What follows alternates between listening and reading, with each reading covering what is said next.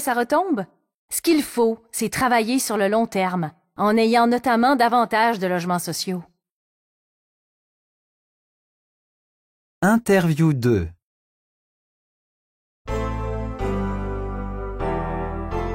Professeur Joseph Ngondi, vous organisez un séminaire à l'université Yaoundé 1 sur l'utilité des savoirs inutiles.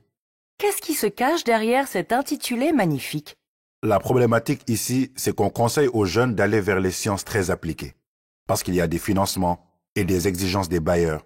Mais on oublie que les résultats perçus hier comme inutiles sont devenus aujourd'hui absolument indispensables. Je prends l'exemple du GPS, basé sur une théorie d'Albert Einstein qui a longtemps été jugée peu intéressante. Est-ce qu'aujourd'hui c'est un combat de soutenir la recherche en mathématiques? Alors, si nous percevons les mathématiques comme une boîte à outils, pour la haute technologie bien sûr, mais aussi pour notre vie quotidienne, vous comprenez qu'on n'a pas beaucoup le choix. Mais je pense que ce qui compte, c'est l'excellence. Et pour cela, il faut pouvoir commencer des travaux sans savoir où ils nous conduisent.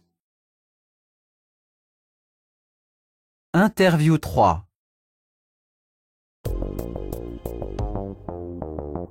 Avec ses 18 tours et ses 3000 habitants, le quartier Ordenbeek est une plaque tournante de la drogue en Belgique. Rachida El Adawi, vous y êtes éducatrice depuis 15 ans. Quelle est votre analyse? Au niveau délinquance et trafic, rien n'a changé. Au contraire, ça s'organise mieux. À une époque, la police montait, passait, et les jeunes allaient caresser les chevaux. On a perdu ça. On est clairement dans le répressif. Ce n'est que lorsqu'il y a un gros souci que la police débarque, heureusement encore. La difficulté, c'est que le trafic de drogue gangrène tout. Les jeunes du quartier sont payés pour faire le guet. Ça rapporte 100 € par jour. Quand vous leur parlez formation, emploi, vous n'êtes pas audible. Le bourgmestre vient d'annoncer un plan de 15 millions d'euros pour rénover le quartier. Très bien, mais qu'il n'oublie pas que ses prédécesseurs aussi ont investi, puis sont repartis aussi vite. Je retiens surtout la création d'une antenne de proximité. C'est un lieu où le citoyen, la police et tous les acteurs de terrain peuvent se rencontrer. L'idée, c'est d'avoir des équipes qui connaissent mieux le territoire et travaillent sur la durée. Reportage RFI. Il y a du spaghetti ici. Je prendrais peut-être une pointe de pizza. L'immense tente installée en soutien au mouvement des routiers sur le stationnement d'un stade à Ottawa bruisse d'activité. Les cuisinières bénévoles coupent des légumes à la chaîne, d'autres préparent des repas livrés à ceux qui sont stationnés devant le Parlement à 5 km de là. Alexandre résume le camp dressé pour les routiers. T'as tout. De l'amour, de l'essence, du diesel, de la nourriture, tout, des lettres d'enfants. Puis ces gens-là sont en ligne de front pour nous, donc ils ont besoin de notre support. Puis ces gens-là, ils ont été doublement touchés par la pandémie parce que c'est des gens qui souvent sont tout seuls dans leur camion. Avec les restrictions qu'il y a eu, tout était fermé. Ceux qui n'ont pas de toilette dans leur camion doivent faire leurs besoins dans leur camion. Ouais, c'est une vague de solidarité, d'amour indescriptible que j'ai jamais vu de ma vie. Les gens se font des câlins, les gens n'ont pas peur ici, là. On vit la vraie vie, ça fait du bien, ça fait chaud au cœur. C'est sûr que c'est triste, des fois on entend des histoires des gens qui ont tout perdu, là. Il y en a qui sont descendus à Ottawa, vivent dans leur char en attendant que ça se règle parce qu'ils ont tout perdu. Fait qu'avec l'argent des truckers, souvent ils vont les aider à s'héberger. C'est beau ce qu'on voit, c'est merveilleux. Excuse. OK, puis y a-tu des choses qui vous manquent? Je pourrais en amener la semaine prochaine. Ça sera pas trop, hein? Les gens viennent se réchauffer. Ils ont besoin de gants, ils ont besoin de mitaines. Alors, c'est important qu'on en ait. Sans cesse, des bénévoles apportent des vêtements chauds, du carburant pour les camions et les génératrices qui chauffent la tente et les toilettes mobiles. Dehors, il fait moins 15 degrés. Cette solidarité a aussi des conséquences politiques inattendues, comme le remarque ce retraité. Avant le convoi 2022, j'étais fier d'être Québécois. Aujourd'hui, je suis fier d'être Canadien. Je ne croyais pas que le Canada pouvait être uni à ce point. Séduit par le mouvement, ce routier du Québec passe plusieurs jours par semaine avec le convoi. Ça fait chaud au cœur, voir anglophone, francophone, tout le monde s'entraide. Autour de toi, là, tout le monde a un sourire d'en face, ça jase, on dit des niaiseries, surtout entre gars. Là. Très bien organisé, le camp semble là pour rester, jusqu'à ce que peut-être la police passe à l'action. Pascal Guéricola, Ottawa, RFI.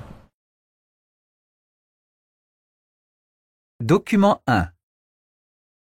Et si nous terminions ce dimanche avec Aretha Franklin? Ce soir, à 21h, Télé-Québec diffuse Respect.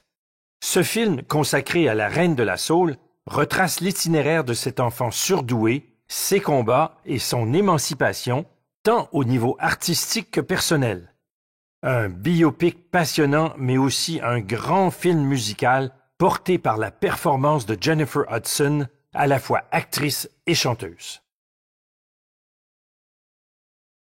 Document 2. Aux Pays-Bas, l'Organisation environnementale des Fancy a remis jeudi une lettre à 29 entreprises néerlandaises, considérées par l'ONG comme des grands pollueurs. Elle exige que les entreprises en question publient leur propre plan climatique d'ici le 15 avril, dans lesquels elles indiquent comment elles vont réduire leurs émissions de CO2 d'au moins 50% en 5 ans. Le porte-parole de l'ONG explique que ces grandes entreprises savent depuis longtemps qu'elles doivent évoluer, car elles rendent littéralement le monde malade à force de ne penser qu'au profit, sans souci de transmettre une terre saine aux générations suivantes. Document 3. Bien. Bonjour à celles et ceux que je n'ai pas encore vus, et merci de votre présence à tous. À l'ordre du jour, on fera un point rapide à la suite du mail d'Alexandre ce matin, concernant le partenariat avec FIP. Ensuite, un point sur les ventes et les tendances du mois. Ensuite, un point com. Et on terminera avec Élise qui nous donnera des nouvelles du site internet. Voilà. Et donc, avant de commencer, si vous avez des questions, n'hésitez pas. Document 4. On est à Gatineau, qui, vous ne le savez peut-être pas, a récemment été élu meilleure ville vélo du Québec. Et ça fait le bonheur du maire sortant, Félix Lavin-Jeantreau, qui, avant de se faire élire, avait promis de doubler le financement accordé au vélo. Une promesse ambitieuse, notamment pour des questions financières, mais qui lui a fait marquer des points. Pour les militants pro-vélo, les avancées sont indéniables par rapport à son prédécesseur, qui était ouvertement anti-vélo. Une époque définitivement révolue. À l'aube des nouvelles élections municipales, tous les candidats promettent d'aller plus loin encore. Document 5. L'exposition Douce France revisite la vitalité artistique de la génération dite beurre, symbole de l'intégration d'une jeunesse issue de l'immigration. L'utilisation du titre Douce France renvoie aux années 80 et à l'émergence de la lutte contre le racisme et les discriminations. Le groupe Carte de Séjour arrive sur la scène musicale dans ces années-là. Son chanteur et leader, Rachid Taha, eut la bonne idée de s'approprier la chanson de Charles Trenet. Ce faisant, il signifiait que les enfants d'origine africaine ou nord-africaine, nés ou élevés en hexagone, avaient tout autant le droit que les autres de s'y sentir chez eux. Document 6. La Délégation nationale à la sécurité routière, DNSR, vient d'annoncer qu'elle annulait les mesures de suspension et de retrait du permis de conduire, et ce jusqu'à la mise en place du système du permis à points. Cette décision a pour but de simplifier les mesures administratives pour mieux se consacrer à la lutte contre l'insécurité routière. La DNSR indique également que l'application de la procédure de suspension et de retrait du permis de conduire entraîne des répercussions négatives sur la vie professionnelle et sociale des conducteurs ayant commis des infractions sans gravité. Entre autres répercussions figure notamment le risque pour les chauffeurs professionnels de perdre leur emploi. Document 7. Décidé à arriver son clou aux arrogantes chaînes américaines de fast-food, dont les restaurants moscovites ne désemplissent pas, la municipalité de la capitale russe a ouvert le premier bistrot russe, un restaurant où il est possible de manger sur le pouce sans trahir la gastronomie locale.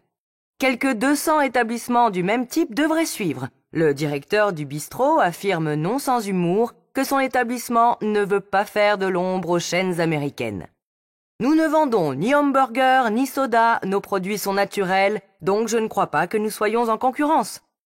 Notons que le russe offrira ce qui sera toujours introuvable chez l'américain, à savoir de petites bouteilles de vodka destinées à ouvrir l'appétit. Document 8. On passe au sujet qui nous intéresse ce matin, à savoir ce rapport très intéressant du Conseil économique et social marocain sur la transformation digitale. Alors, le constat global, c'est que les différentes initiatives lancées restent insuffisantes. Et à cause de cela, nous sommes moins productifs et forcément moins compétitifs. À titre d'exemple, la digitalisation de l'ensemble des procédures des services administratifs permettrait d'économiser l'équivalent de 1% du PIB. On parle de start-up, de mécanismes de financement et ainsi de suite. Or, la priorité des priorités pour un pays comme le Maroc, c'est la facture numérique. Au niveau technique, il y a la couverture, mais pas la performance. Et le prix des abonnements à Internet, rapporté au SMIC ou au salaire moyen, reste trop élevé. Il faut démocratiser Internet en le considérant comme un service public de base à l'instar de l'eau et de l'électricité. Document 9. Les Américains ont-ils encore envie de travailler? La question divise les experts alors que se poursuit la hausse phénoménale des démissions. On parle dorénavant de la grande démission. L'auteur de cette expression, spécialiste du monde du travail, explique que les salariés décident de se recentrer sur ce qui leur est cher. La lecture optimiste de ce phénomène est qu'une énorme majorité a tout simplement pris un autre travail. Mais s'ils quittent leur job, c'est d'abord car celui-ci ne leur permet pas de vivre décemment. Et comme le rattrapage salarial n'est pas aussi rapide que l'inflation, ils demeurent dans une grande précarité. Un autre mot d'ordre fait fureur, l'anti-travail, ou la revendication du droit à la paresse. Plus confidentiel, ce mouvement commence à être perçu comme une menace à long terme sur l'économie américaine. De quoi remettre en cause pour les plus conservateurs l'existence même des prestations sociales. Document 10. Cette histoire commence avec une poêle annoncée à un prix de départ de 150 $, puis réduit à 70 $, 40 $ et enfin en liquidation à 30 $. Un rabais généreux, mais surtout étonnant. Alors, bonne affaire ou pas? Dans certains cas, le produit est vraiment de qualité et la baisse de prix s'explique par un trop-plein d'inventaire. Mais il arrive que l'on monte artificiellement le prix de départ d'un produit médiocre. Cette pratique est proscrite par la loi qui exige que le produit ait été vendu à un prix régulier en grande quantité et pendant une période raisonnable. Le problème pour le consommateur, c'est de connaître ce prix régulier, surtout quand les rabais sont cycliques. C'est cette zone grise que les détaillants utilisent pour accroître leurs ventes, et parvenir à le prouver devant les tribunaux relève d'une mission quasi impossible.